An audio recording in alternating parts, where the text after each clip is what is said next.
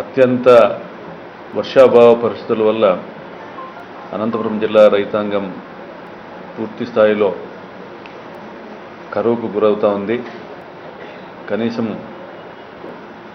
రాబోయే ఎండాకాలం ఇంకా 3-4 నెలలు ఉన్నా కూడా కనీసం ఇంకా జనవరి కూడా పూర్తిగా ముగియకనే గ్రామాల్లో మంచినీటి సమస్యలు తలెత్తుతూ ఉన్నాయి. అంద్రీనివా నుండి నీళ్లు వస్తాయని ఆశపడ్డ జనానికి, రైతాంగానికి 27-28 టీఎంసీ నీళ్ళు ఇచ్చామని ప్రభుత్వం చెబుతున్నా ఎక్కడ కూడా దాని ఫలితాలు కనపడడం లేదు.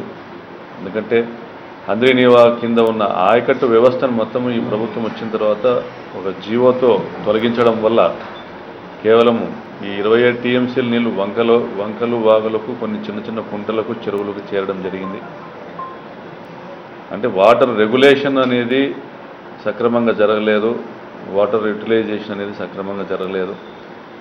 కనీసం ఇప్పటికైనా జరిగిన పొరపాట్లు జరిగినాయి. మార్చి 30 వరకైనా ఇంకొక 10 టీఎంసీలు నీళ్ళు ఇచ్చి ఈ పిఏబిఆర్ కుడికాలో కింద ఉన్న 49 చెరువులను పూర్తి స్థాయిలో నింపే ప్రయత్నం కానీ, హెచ్ఎల్సి కింద ఉన్న మిక్పెనార్ డ్యామ్, సౌత్ కెనాల్, నార్త్ కెనాల్కి సంబంధించిన ఆయకట్టుకు నీళ్ళు ఇవ్వడం అనేది కానీ, అదేవిధంగా ఈ అంద్రీనివా ఫేజ్ 2లో కొంత పంటలు వేసుకోవడం జరిగింది. నీళ్ళు వస్తాయనే ఉద్దేశంతో పంటలు వేసుకోవడం జరిగింది. అరకొరగా నీళ్ళు ఇవ్వడం జరిగింది. ఫేజ్ 2లో గొల్లపల్లి వరకు కూడా పనులు పూర్తయినాయి. బుక్కపట్నం వరకు కూడా దాదాపు పనులు పూర్తయినాయి.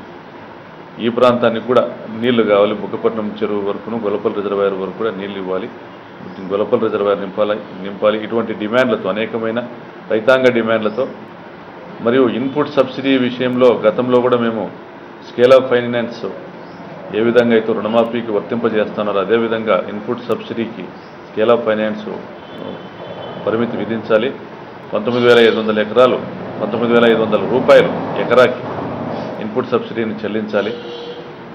అది కూడా సత్వరమే చెల్లించాలని కూడా ప్రభుత్వాన్ని డిమాండ్ చేస్తున్నాం.